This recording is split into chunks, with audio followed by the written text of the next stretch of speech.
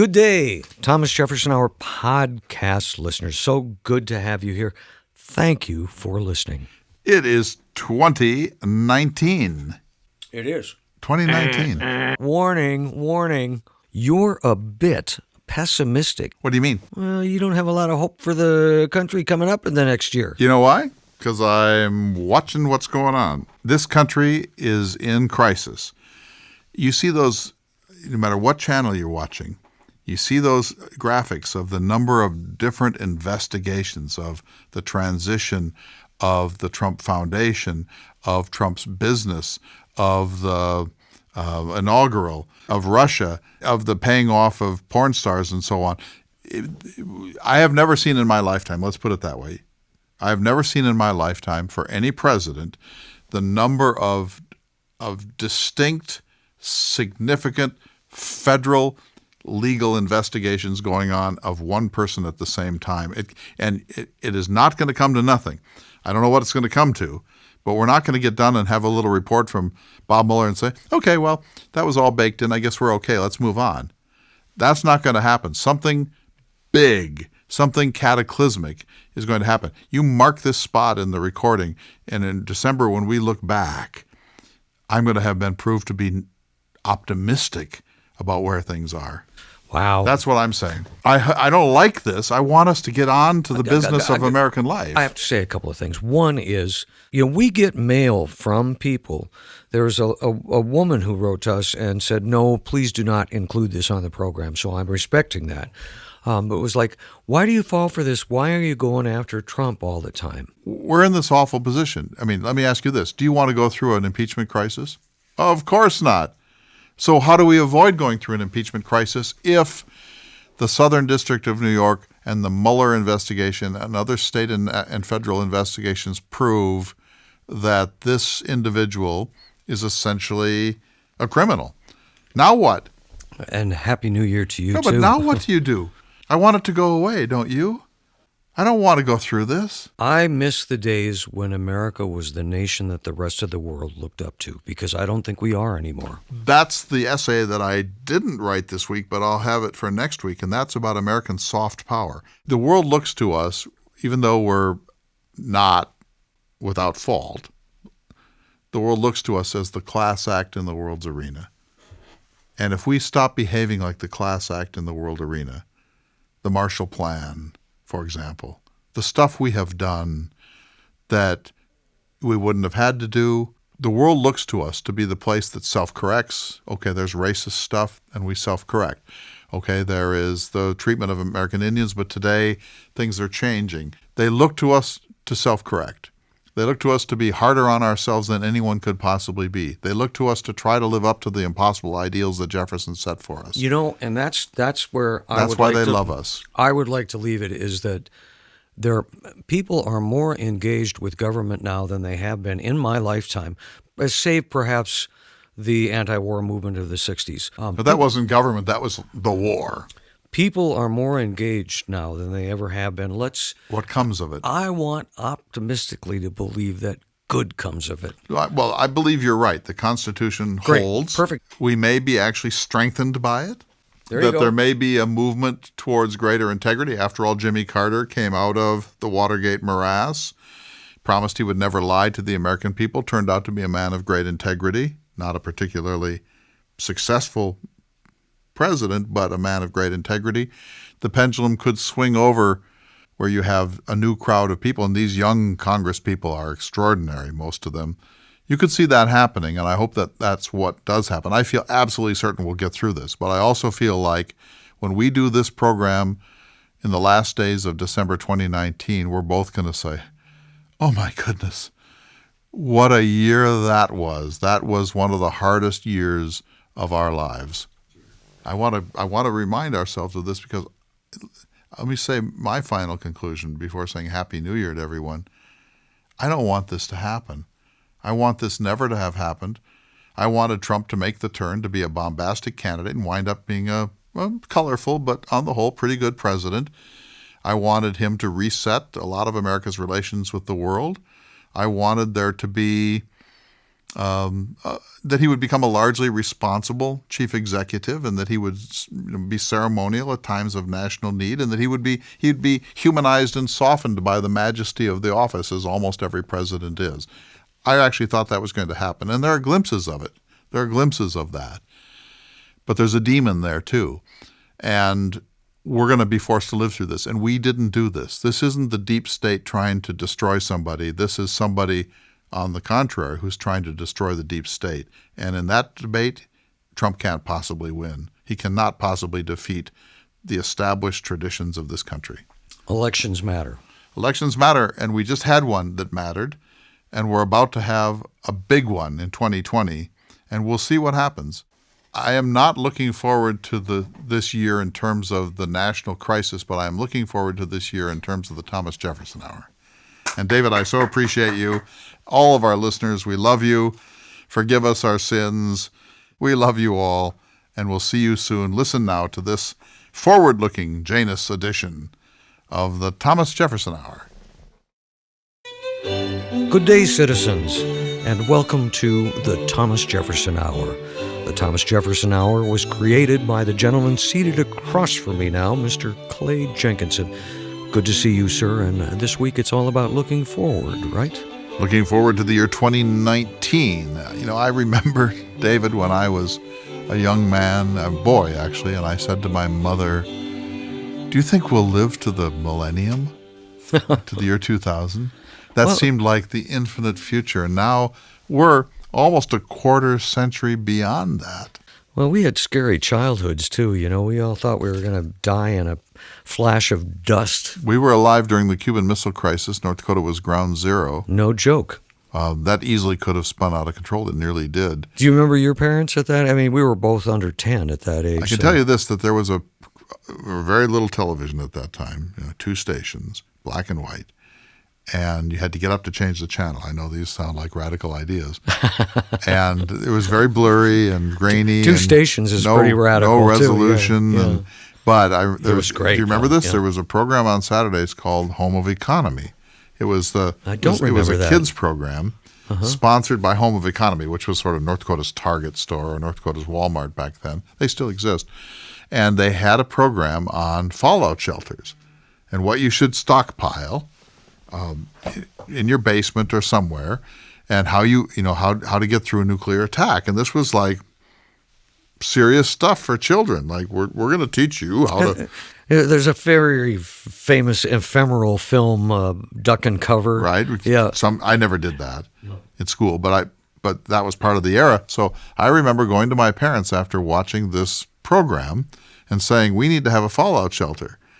And my father just rolled his eyes like, you really think a fallout shelter is going to help us? There are several hundred ICBM missiles in the state of North Dakota.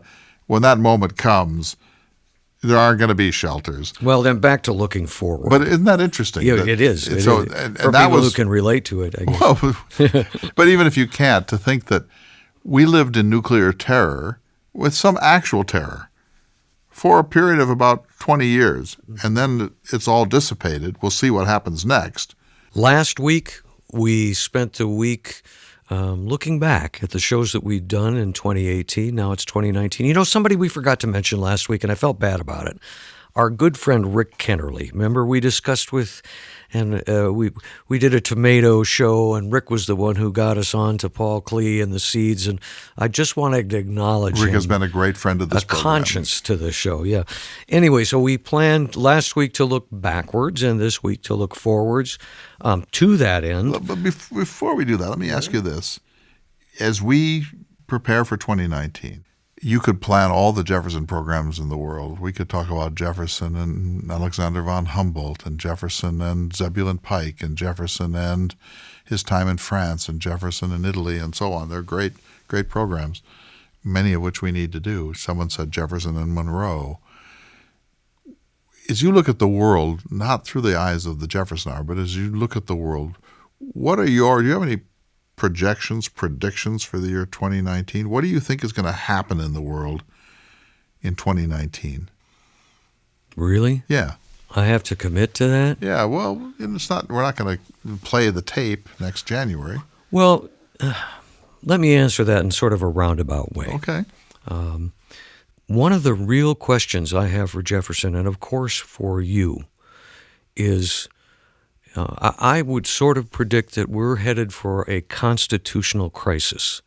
And how big that is or what form that takes, I don't know. But I don't think people on either side of political beliefs would disagree with the fact that we're in new territory. Government agencies, government officials are acting in ways that really are different than anything we've seen in the past.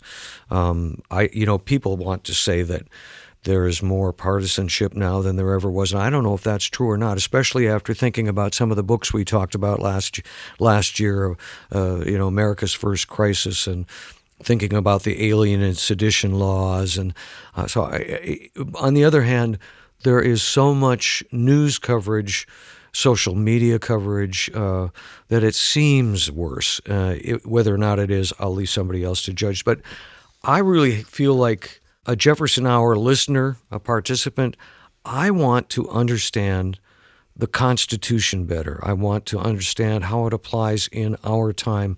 And I'm sort of reaching to you to say, well, we could do this, and how Jefferson reacted to it. I agree with you. So, all sorts of things are going to happen in the year 2019, and many that we can't predict. Right. This year, for example, who could have predicted that the most serious forest fires in California history would occur? Mm-hmm. That just hit us. That's just something that came out of the blue. Mm-hmm.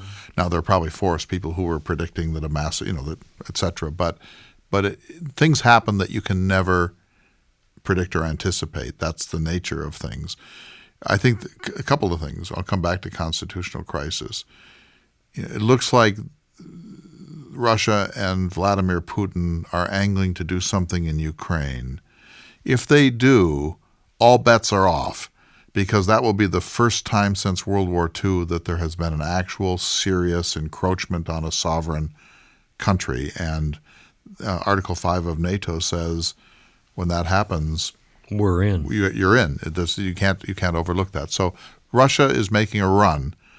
What happens with that, I don't know. I also heard on a year wrap-up program that terrorism is down, that terrorism has reached not an all-time low, but after the spike that occurred beginning in around 1998 and culminating in 2001, September 11th, terrorism has tapered off.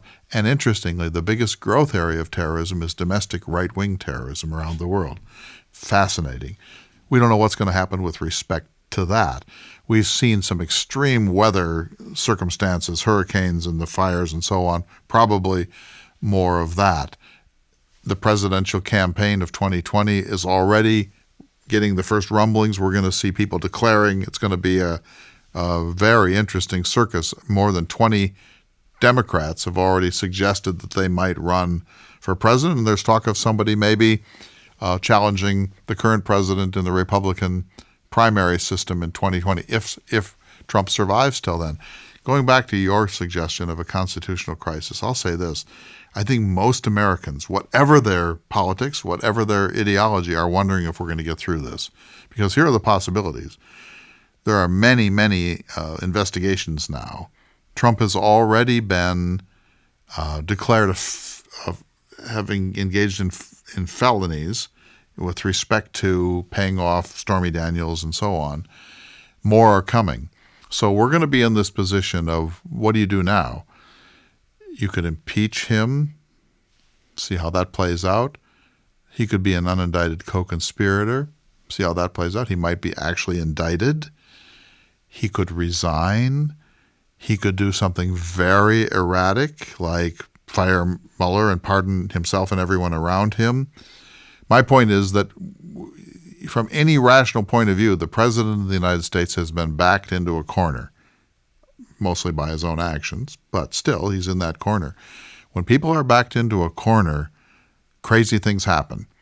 And I suspect that before long, before Easter, certainly before the 4th of July, we are going to have begun to live through one of the most volatile, difficult, even insane moments in American history, and that many, many, many people, good and thoughtful people of the kind that are listening to this program, are going to think, how are we going to get through this?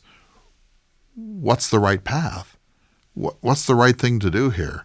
Because if it's shown that the president has committed a number of felonies, and it looks like that's what is going to be shown, you can't just say, well, he was elected. It was all baked in. That forces a constitutional crisis. You can't avoid the constitutional crisis at that point. None of us wants to go through this. Who wants to go through this? We have energy policy to take care of. We have the issue of our borders. We have America's place in the world and the rise of Putin and the new Russian empire. There are global climate concerns that are just demanding our attention. Someone in this room earlier today said it is the most important problem that the world faces.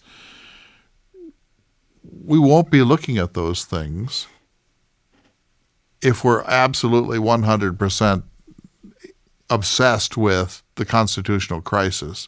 It's another, if it happens, and it looks like it's going to happen, it's a profound setback for this country. I don't think that there's any way that this can come out well, because I can't imagine, I mean, you tell me if you can, I'll stop. Let's just say that President Trump is impeached and convicted. Very, very unlikely, but let's just say that happens.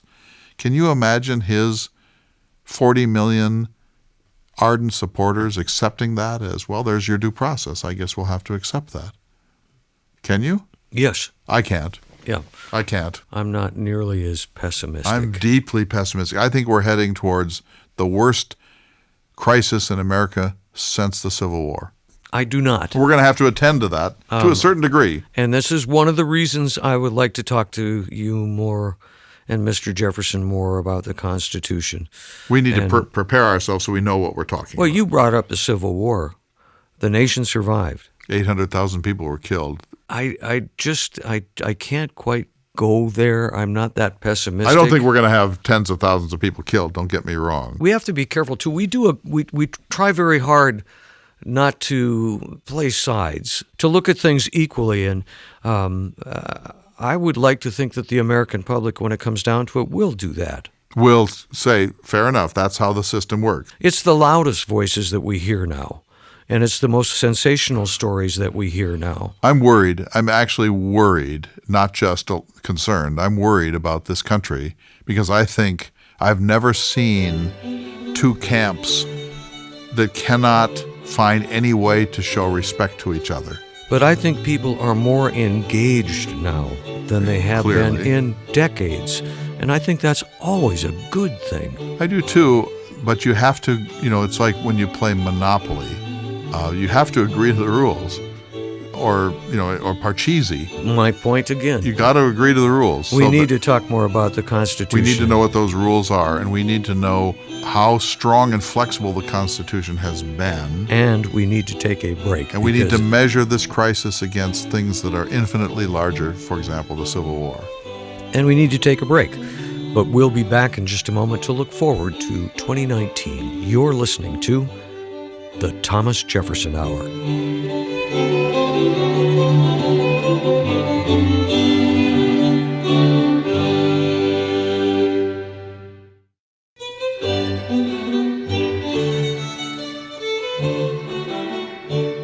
Welcome back to The Thomas Jefferson Hour, your weekly conversation with President Thomas Jefferson, or your weekly conversation with the gentleman who created the Thomas Jefferson Hour. The man seated across from me now, Mr. Clay Jenkinson. Welcome back, sir. Hi. We've been talking about what we might have to talk about in 2019. I'm very interested to hear what our listeners think about that. But then there's also what we would like to talk about and what our listeners would like us to talk about. And that's what Graham put up a post our on webmaster. Fans of the Thomas Jefferson Hour Facebook page, and asked for, how did he put it? He wanted suggestions for shows, for topics, something you'd like us to prioritize or anything else you'd like to see the Jefferson Hour do. And we got some great responses. There's about 20 of them, I think. Let's hear some. I would love Clay as Jefferson to reflect on the dramatic religious movements that emerged in the mid-1800s, thanks in part to the broad religious liberties that Jefferson championed. It's so interesting. We should do that program because Jefferson said he thought within 50 years every young American would be a Unitarian. So he thought that we were moving into a more and more rational, less faith-based, less evangelical world of sort of rational Christianity or rational Unitarian religion, and he was wrong. The Second Great Awakening came. Jefferson didn't see it coming. It's been very powerful. The strength and endurance and tenacity of the evangelical movements in this country have been astonishing, and Jefferson missed that one entirely. That question came from Thomas Smith, and I should mention that all of these popped up on a Facebook page, Fans of the Thomas Jefferson Hour, and it's run by a gentleman named Scott Davis. And I don't think we've ever thanked him, and we should. He's just done this on his own. There's, thousands of members that go to the site, and he runs it very well. We should great. Thank you him for that. Yeah, thank you, Scott. So all of these questions come from that site. And the next one is from Bramlett Abercrombie. That's a great name. Sounds like he's from New Zealand. The current event shows are my favorites. The book club is also wonderful. I bought and read some of the books after the fact. Loved the Jefferson show on Jefferson's violin. Remember that? Oh, yes. Yeah, we should get that was back that was a into fun that. show, actually. Michael C. Hale. I've always been interested in Lafayette. It would be interesting to hear Jefferson and Clay speak on him at length. It's a great subject. I don't believe we've ever done a program on Lafayette. He comes up from time to time. Yeah, he does. But he's fascinating, and he's the one who came in 1824 on his farewell tour of the United States. He traveled all over the country for a couple of years. And he was extremely young, too, wasn't he? He was 17, young. 18, he was young during the Revolution. He came back as an old man, and his health broken. And there's that famous scene where he and Jefferson embrace outside the doors at Monticello, and the 200 people around are weeping, and they realize this is a farewell to that generation. Talk about the greatest generation. Right, yeah. James Modarski. I'd like to learn about Jefferson and beer. I know nothing about this. He wasn't a beer consumer in the way that we are. But James writes that he knows that beer was brewed at Monticello. Can you confirm that? Yes. Even? Yeah, okay. They had to ferment their liquids because water was not reliable. And he says, in fact, I tried some that Star Hill brewed based on a Jefferson recipe, which is sold at Monticello. The craft beer movement in America is one of the things we're doing right. He didn't say whether he liked that beer or not. He also says... We maybe do a sampler. We sample beers on this program. James also says he loves the book club. I bought every book. Would ask that timelines are stretched a bit. Since I work a minimum of 50 hours a week, have a toddler at home, current pace is working well for me to keep up. In other words, don't do them one after the other. We'd like to read them first. Understood. I'm with you. I don't have a toddler at home, but... Point taken. I toddle. Yeah, exactly. Second childhood. Carla Marshall says, I would love to know more about Jefferson's relationship with James Madison and James Monroe. Well, we've done part of that. Time to do some work on Monroe. We did 3 on Madison, and I should have the letter in front of me because I can't credit the listener, but someone wrote in wanting to know, I believe her name was Gina, and wanting to know why we had not talked more about Dolly Madison during those episodes. And we could have, but then it would have been 4 shows instead of 3. She was a great person. She was quite a presence. She was one of the great women in the sort of Washington, D.C. corridor in American history. She was so much more vivacious than her poor husband. James Madison was a brilliant man, a genius, but he was not a big presence in a room. Little Jemmy. He's a little shriveled Applejohn of a man, someone called him. So she was all personality, and it must have been something for her to be married. She, even on her on her wedding day, she writes this private account in which she says, I get it, I'm not marrying for romance here.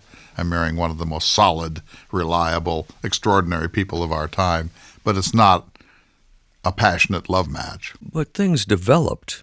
Yes, they never. I mean, they came to love one another. I'm not doubting the devotion they felt to each other. Did you know that in 1793 the yellow fever epidemic swept through Philadelphia, killed 1 in 5? Think of that, 1 in 5. Dr. Benjamin Rush was the hero of the thing. Her husband, Payne, died. Two of her children died in that Holocaust. So when Madison married her a few years later, she was a young, may I say, hot widow. But think of the grief that she and her one son survived the plague, but the rest of her family was wiped out in the yellow fever epidemic. Madison comes along, a hypochondriac whose health is always iffy, and he lives forever, and they have this very successful relationship. My point is that we've kind of created a national caricature of Dolly Madison. Over the top, vivacious, bosomy, we kind of have a tendency to do that. Peacock feathers in her hair. We have this picture of Dolly Madison. She was pretty complex at the core. And imagine burying your children and your husband. Dolly Madison, good suggestion. Christopher Colby, he suggests Richard Henry Lee and his motion for independence and his relationship with Jefferson. Also, Jefferson's practice of law, his legal career. Haven't done a program on Jefferson and the law for a long time. There's a book on the subject. Of course there is. So Richard Henry Lee is the one on June 7th, 1776, who introduced the Resolution of Independence. So he's the one who stood up and said these colonies are and of right ought to be free and independent states and so on. And Jefferson worked in the resolution, Richard Henry Lee's resolution from June 7th. He worked it in to the end of the Declaration of Independence, which was published for the first time on the 4th of July, 1776. So Adams always said that the real business of the Revolution occurred from June 7th until July 2nd, when Congress unanimously approved the Resolution of Independence. The Declaration of Independence 2 days later was just a kind of news release and boilerplate. But I think Jefferson and Richard Henry Lee had a hard time being friends. I don't think that Lee liked Jefferson very much. And so that's worth looking into. Next up was Scott Calder. He writes, we only hear bits and pieces on his wife. How about an entire show on Martha?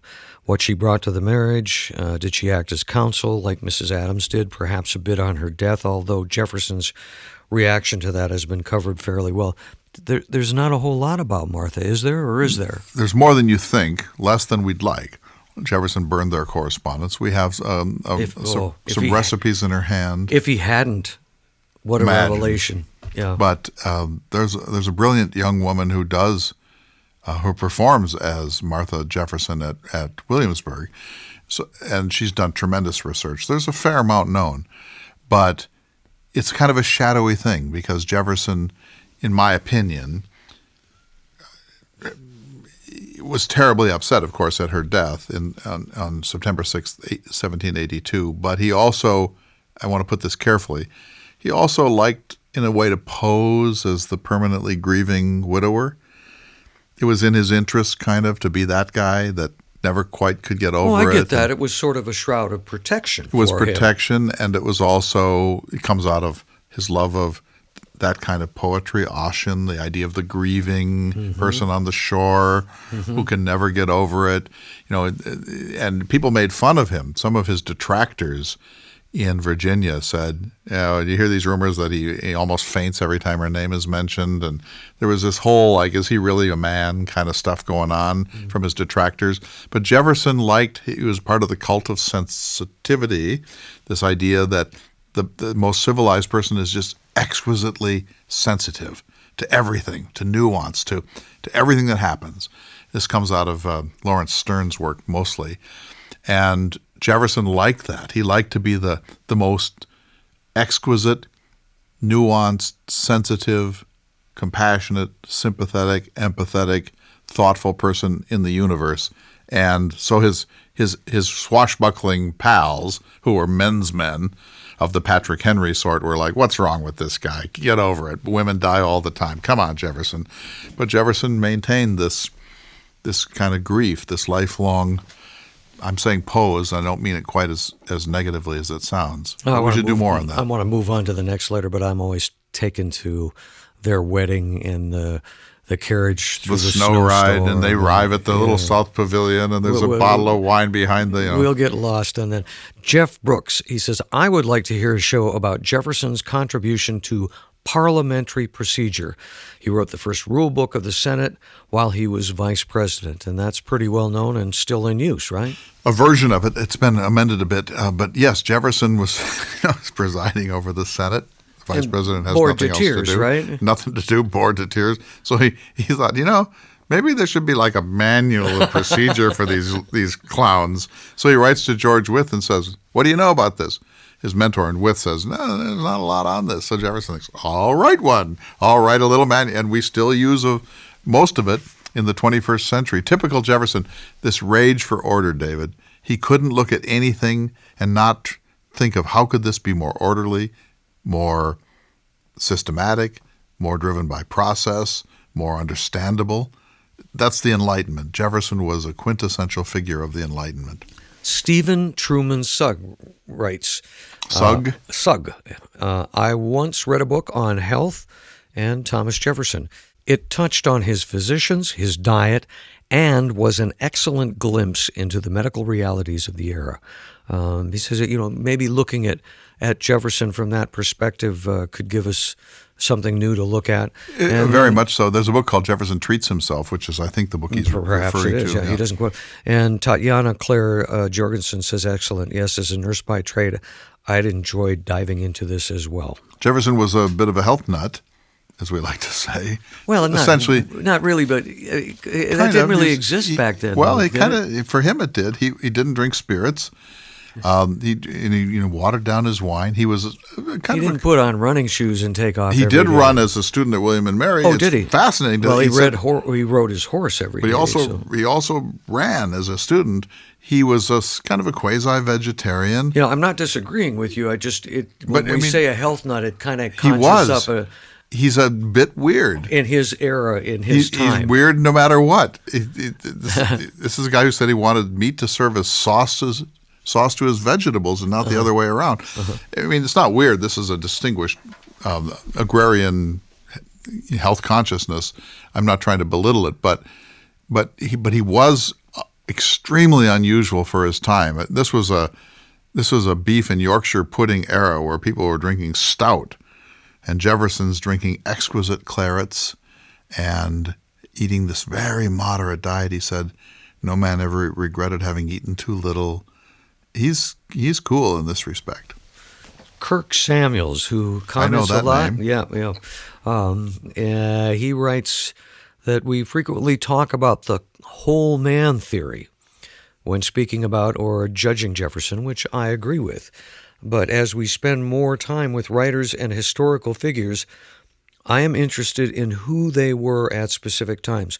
What were Jefferson's political views, reading lists, financial state and concerns, family responsibilities at key points in his life?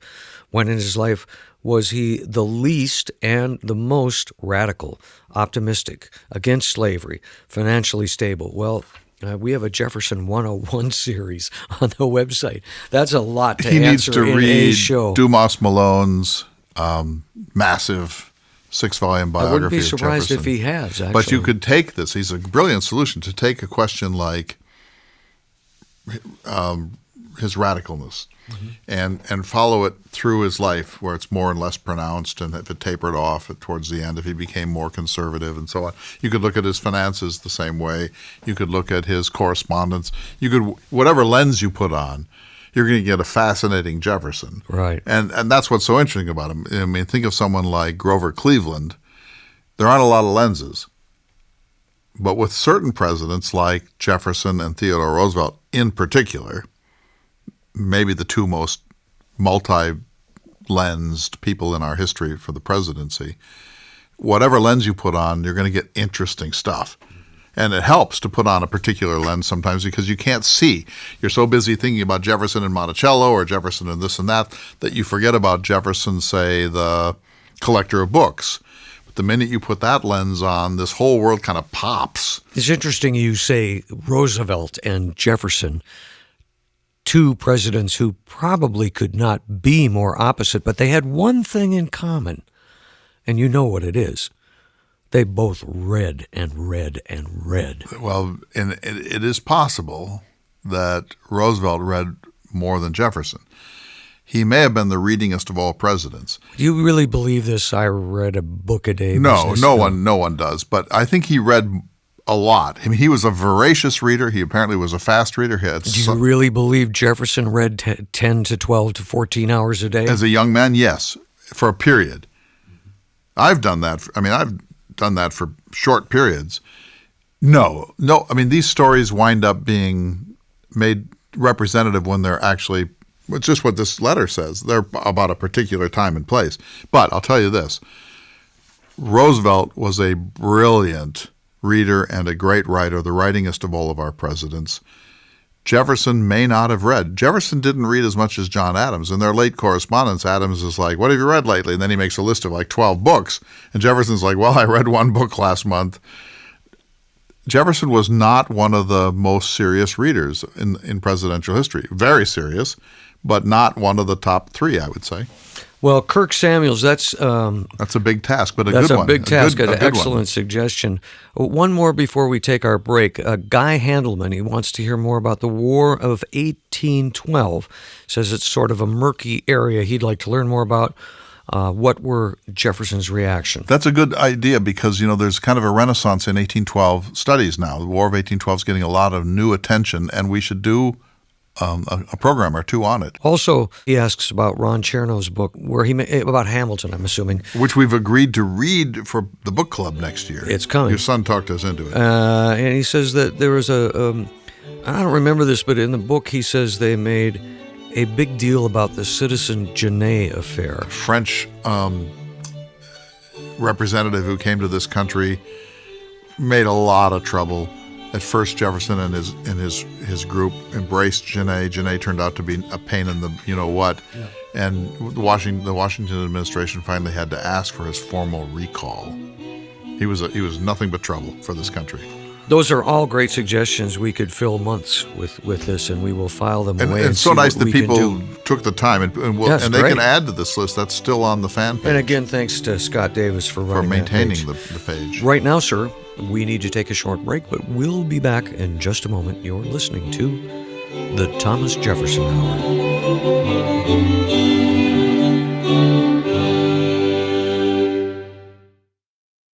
Welcome back to the Thomas Jefferson Hour. I'm Clay Jenkinson, the creator of this program, and seated across from me is my dear old friend, and continuing friend, by the way. Heavy on the old. That's what I heard. I heard old there. Mr. David Swenson, the semi-permanent guest host of the Thomas Jefferson Hour. And we are looking forward, not looking backwards. Janus is the Roman god that has two faces. I've actually seen a statue of it in the Capitoline Museum in Rome. Mm-hmm. One looks one direction, and then there's a face coming out of the back of its head looking the other way. And the Romans understood that Janus was, what humans do. We look forward and we look back, and they chose January, named after Janus, as the month when that happens. And what we're doing this week is we went to the Fans of the Thomas Jefferson Hour Facebook page, run by, as I said last segment, our friend Scott Davis, and we so appreciate it. And Graham, our webmaster, put a request up for suggestions for shows we might consider doing in 2019. And we've got just a few more. I'd like to run through them if we They're great, by the way. We certainly appreciate the thoughtfulness of all of our friends and the suggestions they're making, and we're going to do our best to incorporate all of them. Well, let's not in some form or other. They might be part of another program. There's a lot of them here, and they're great. This one sort of ties into one from the last segment. Arnie Bernstein. He says, I listen to the podcast when I run. Oh, my. Clay often touches on Jefferson's exercise routine, but never explored it in depth. Let's have one for all the runners and gym rats who listen to the Jefferson Hour while breaking a sweat. Well, we mentioned that Jefferson used to run as a young man when he was at William and Mary and during his time apprenticing for the law with George Wythe. He then walked. He was a huge walker, and he said that walking was his sovereign healer, and he rode horses every day up till the last few days of his life. He believed in exercise, and so, yes, we should do a program. I think he even had barbells. I think at Monticello I've seen a very, very, very crude form of Jefferson barbells. Wow. Ted Shiley. And I hope I have your name pronunciation correct, Ted, but he writes, he's been listening for a long time, and his favorite shows have been the recorded live shows, the interviews with the likes of Bo Wright, Joe Ellis, etc. And he says it's really broadening to hear you, Clay, engaged with your professional peers. That sounds great. These peers, most of whom are much more accomplished than I am, are really interesting, and this is a great time to read books about this subject. And so we'll try to keep up, but we have to balance the author interview programs, and I love interviewing more than I think almost anything else I get to do in life, with actual Jefferson programs, and then the many other subjects that come from our listeners. And you're a great interviewer. It's fun to there's a couple others that were on last year. There's 2 books. Valley Forge, Bob Drury and Tom Clavin. Right. They were great. They were kind of like yin and yang. They had a wonderful manner. Those are some of the suggestions. There was one more. Rebecca Lynn Dupree says, I don't recall a show done on the founding of the University of Virginia. I wonder where she's from. Could be Virginia. But, that's a great subject. And there's a book by Gary Wills, one of my favorite historians, on this very subject. And it's very, very interesting. Here's the short answer. It's amazing he got away with it because the state didn't have any money and they thought he was a bit whimsical with his architectural plans. But who was going to say no to him? They wanted to say no. Jefferson was tenacious. He was like a badger on this thing, and he got it done. But again, guess who made it happen? Madison. Right. Madison stepped in to be the second person in that situation. Couple more. Eric Bierman was recently thinking about how John Quincy Adams might offer a unique perspective on Jefferson that spans a good deal of time and likely evolved quite a bit from early on in John Quincy Adams' life, well past Jefferson's death. Well, it's a really interesting subject. Because he didn't like Jefferson too much. That's to put it nicely. Yeah. And when Jefferson's grandson published a 3-volume edition of Jefferson's selected letters, Adams, in typical Adams fashion, this is John Quincy Adams, went through letter by letter, and he wrote a sustained commentary about the things he disagreed with in Jefferson and the cheap shots he thought that Jefferson had made against his famous father, the second president of the United States, John Adams. That's a program worth doing. Joe Emware, if I've got that correct, I hope I do. A show on Jefferson's archaeological interests activities would be very interesting. It would. It would. He dug up a burial mound, and he in many respects invented systematic archaeology. Typical Jefferson. Take off one layer, measure it, take off another layer, measure it. But it didn't have a permit for that, though. No, that's the problem today. Think of NAGPRA, the North American Graves Repatriation Act. The stuff that Jefferson was doing today would be regarded as scandalous from an archaeological was not point. then. Not at the time. Rick Kennerly says he'd like you to go through Becoming Jefferson's People chapter by chapter. I can do that, and we're trying to get a new edition published. Yeah. It's important. Need to do that this year. Yeah, send money, everyone. And a correction from Carl Shetler. This is not a suggestion. This is a correction. Okay, good. Do you remember him? No. He's the guy who started the James Madison 3-episode he started us down that path. He says, guys, a big thank you for taking on my suggestion on doing a show about James Madison. But one slight correction. He lives in Visalia. I said what? Fresno, I believe. Visalia, I've been reading this week about my friend John Steinbeck in the Central Valley. Mm-hmm. Central Valley is one of the most fascinating places in this country. Anyway, we really appreciated this suggestion. I did in particular because I learned so much about Madison. I kind of felt like I should know more about that. Again, people say, where was Dolly? One more, and Sean Anderson. These are the questions you love, Clay.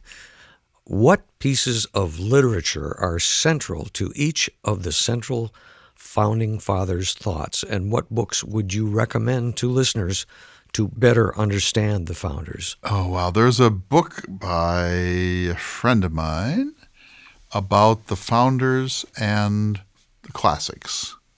Really? Yes. And it's about how significant the classics were in the formation of the mindset of the founding fathers. And so it shows that's only one part of this question. That's the ancient one, Plutarch and Polybius and Aristotle and so on.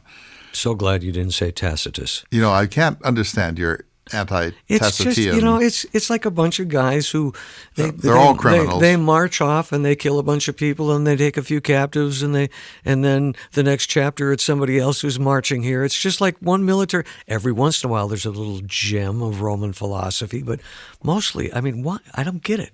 Yeah, well, I need to study it better, right? No, that's not it. It's that it takes an enormous amount of context. That's why we have college courses. The professor gets you through reading James Joyce's Ulysses. You can't get through. I can't get through it. People can't get through it. Decline and Fall of the Roman Empire, Gibbon, maybe one of the greatest book of the 18th century, It's like maybe the greatest over book. 1 million words. It's forever, and 8,000 footnotes in that. What is it? 12 volumes? Well, it depends on how it's printed, but it's many volumes. These books, Das Kapital. It's like you have to take a machete to get through Das Kapital, and yet it's one of the most important books the world has ever seen. That's why we have professors. That's why we have great books courses, because the fact is that an average person, of which I consider myself one, can't read Finnegan's Wake by Joyce without help. You can't read some of the greatest texts in the world without help because they're so complex. Granted. And so that's why we do it. That's why we go to college. I'm just waiting for you to say, David, I'm not doing that. You want me to rebuke you because that will force you through it. You think? Yes, that's what you're looking for, shame. Boy. You're looking for me to shame you on this public program. I'm going to have force you to read Tacitus. I'm going to have to back away from that and say thank you very much for a very entertaining conversation. A happy new year again to you, and I look forward to many weeks of conversations with you. Thanks and to Mr. Jefferson. All of our listeners for those great suggestions on the Jefferson Hour fan page. Tell everyone you know, keep listening to the Jefferson Hour 2019. Let me just say this. Going back to the beginning, it's going to be a pivotal year in American history, and the Jefferson Hour, I believe, is going to be a useful voice of clarity and clarification on what's going to be insanity, circus, madness, and chaos. And I hope we can provide some insight and some foundation talk about the nature of the American experiment and the nature of our constitutional restraints as we, the people, struggle through this thing. I think it's going to divide households. It's going to confuse us. We're going to be tired of it. We're going to be alarmed. And I think we're going to see moments of not cold civil war, but moments of civil war in the next 12 months. I hope I'm wrong. You can call me naive. I will. But if you'd read Tacitus, you'd be on my side on this. You can call me naive, but I'm going to put my money on the Constitution, and I'm going to believe that it's going to hold up and take us through yet another series of uncomfortable incidents. Let's leave Tacitus on the table for the moment. I'm about to do the Jefferson Watch. I want you to read the book that I recommend. Do you promise to do that? Absolutely. There we go. In fact, I've already ordered it. And with that, sir, it is now time for this week's Jefferson Watch. Hello, everyone. I'm urging you to do me the following favor. Get a copy of Robert Kagan's recent book, The Jungle Grows Back, America and Our Imperiled World, and read it over the next few weeks. It's a short book. It's a brilliant book. It's an exceedingly important book, and it explains a lot of things that may seem puzzling to you as they do to me. Kagan's thesis is pretty straightforward. The world is much darker and more Hobbesian than we like to think. The liberal order that was created at the end of World War II, NATO, the Marshall Plan, America's acceptance of its role as global policeman, or at least the nation that keeps the sea lanes open for commerce, that set of ideas, institutions, and international guarantees is not, says Kagan, the natural state of things, not the logical endpoint of the history of Europe.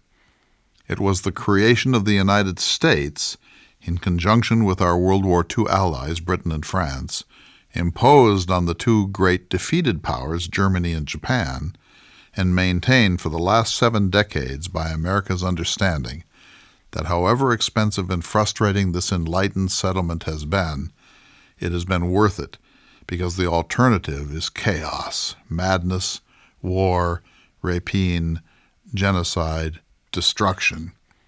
And this time chaos is armed with nuclear weapons. Kagan says America has become weary of its role as the supervisor and fiscal agent for the liberal order. It's expensive. Our allies don't seem to pull their own weight, and they often criticize us for the hard work we do to protect their interests and territorial integrity.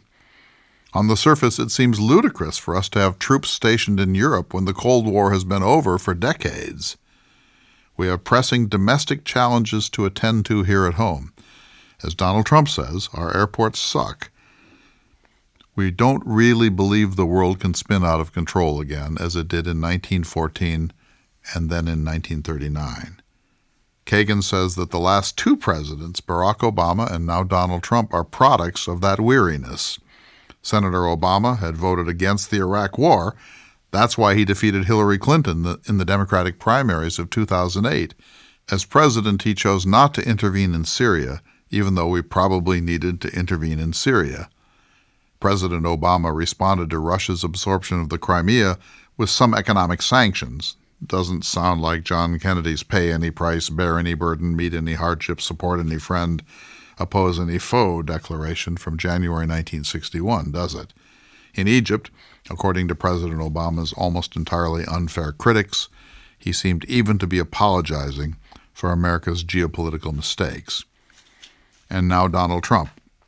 He pulled us out of the Paris Climate Accords, canceled the Trans-Pacific Partnership, repudiated NAFTA, and went out of his way to insult our best friend in the world, Canada.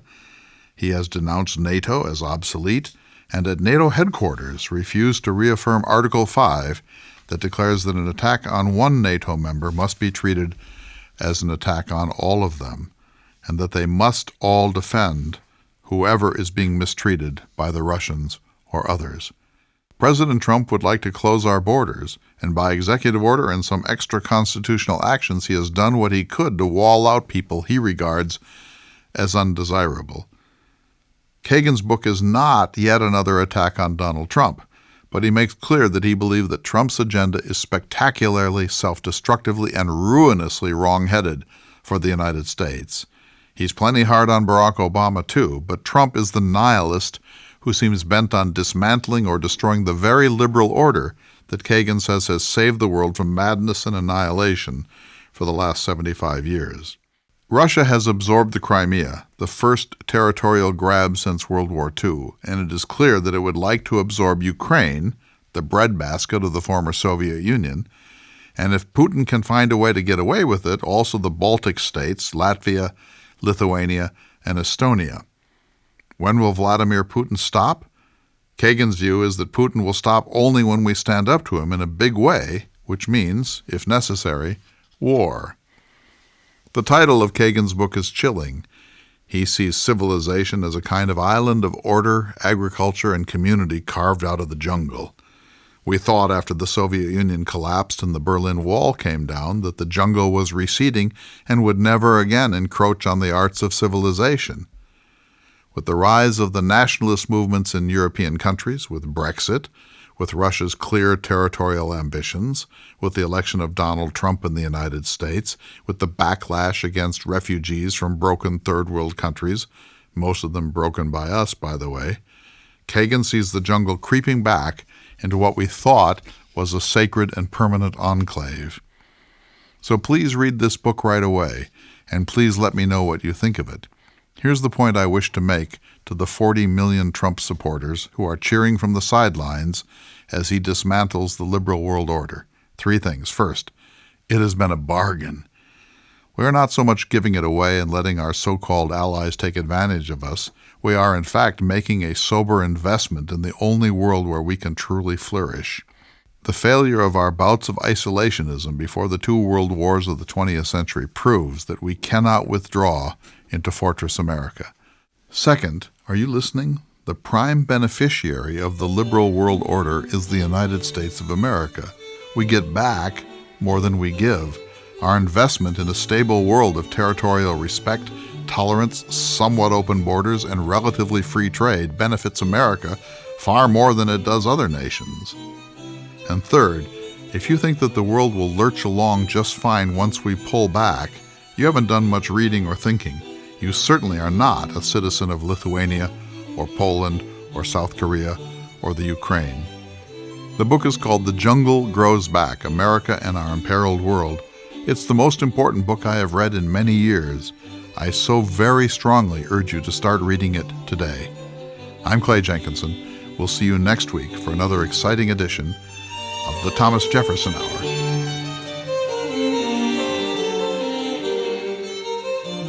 The Thomas Jefferson Hour is brought to you each week by Dakota Sky Education. The program is distributed nationally by Prairie Public Radio. President Thomas Jefferson lived from 1743 to 1826, and this program presents his views. President Jefferson is portrayed by the award-winning humanities scholar and author Clay S. Jenkinson.